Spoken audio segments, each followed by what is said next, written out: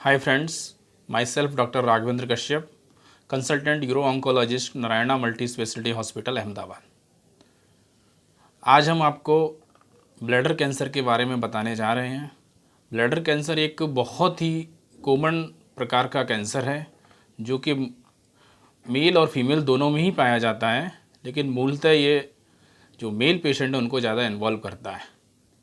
Usually जो इसकी as है मोस्टली ये 50 साल के ऊपर के जो मेल हैं उनमें होता है, लेकिन कम एज पर भी हो सकता है। अगर आपको ब्लैडर कैंसर के कुछ सिम्टम्स आते हैं तो आपको कैसे पता चले और क्या क्या सिम्टम्स हैं पहले मैं वो आपको बताऊंगा। उसके बाद आपको क्या करना है, क्या ट्रीटमेंट चाहिए, आपको किस डॉक्टर्स को मिलना है, वो सब आपको बताऊंगा। ब्लैडर कैंसर का जो मोस्ट कॉमन सिम्टम है वो है पेशाब में खून का आना। अगर किसी भी पेशेंट की उम्र 40 या 50 साल से ऊपर है और उन्हें पेशाब में खून आता है, उसके जो दो मुख्य कारण हैं वो या तो प्रोस्टेट की वजह से हो सकता है या जो ब्लैडर जो कि पेशाब की थैली है उसके कैंसर की वजह से हो सकता है। दूसरा कारण पेशाब के दौरान दर्द का होना, बार बार पेशाब जाना, ये सारे सिम्टम्स हो सकते हैं। अगर ऐसा कुछ होता है तो सबसे पहले आपको एक सोनोग्राफी करानी है। सोनोग्राफी में जो भी है, किस तरीके का कैंसर है, पेशाब की थैली का है या प्रोस्टेट का है, वो हमको पता चलता है। और ये किस वजह से हो सकता है तो इसके कई सारे कारण हैं।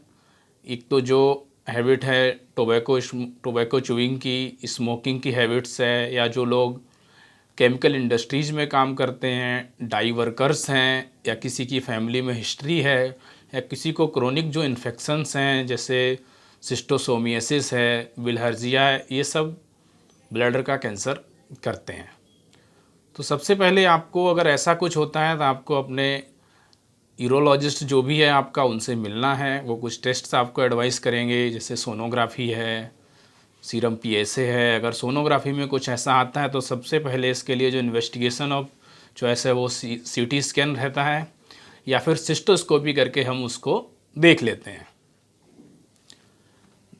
तो इसके जो ट्रीटमेंट पार्ट्स हैं उसमें सबसे पहले तो इसको कंफर्म करने के लिए अपने को सिस्टोस्कोपी और बायोप्सी करना पड़ता है, जिसको बोलते हैं transurethral resection of bladder tumour, TURBT। तो सबसे पहले डॉक्टर्स आपको जो प्री ऑफ फिटनेस के टेस्ट एडवाइस करते हैं, फिर वो इस प्रोसीजर को करते हैं।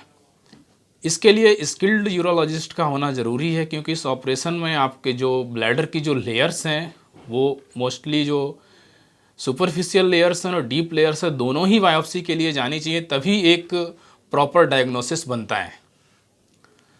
तो मान लो कि आप जो TURBT में कई ग्रेड हो सकते हैं। इसमें एक तो ट्रांजिशनल सेल्स टाइप हैं, उसमें पेपिलरी, नॉन पेपिलरी, दूसरा स्क्वेमस सेल कार्सिनोमा, के डिटेल्स में नहीं जाऊंगा। तो जो ट्रांजिशनल सेल कार्सिनोमा वो बहुत कॉमन है, उसमें सुपरफिशियल और मतलब डीप।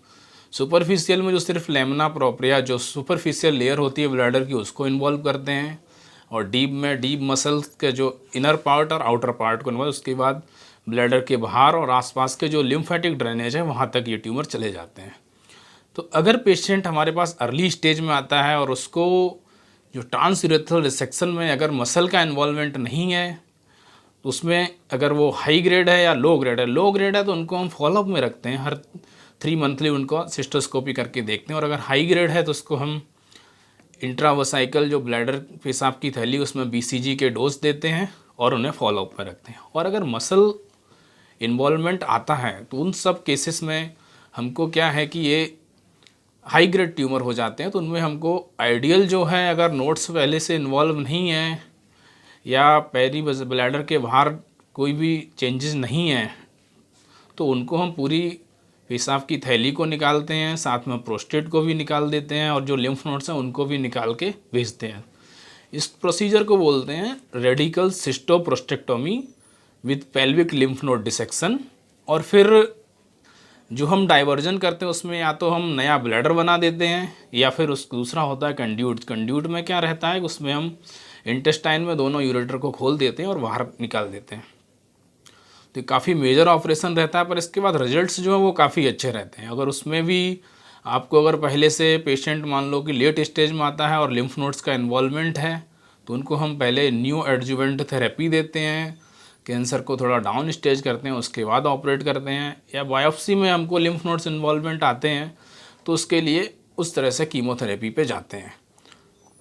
तो मूलतः अर्ली डिटेक्शन ब्लैडर कैंसर का बहुत ज़रूरी है। अगर अर्ली डिटेक्शन होता है तो हम पेशेंट्स को अच्छी लाइफ दे सकते हैं, उसका प्रोग्नोसिस भी अच्छा रहता है।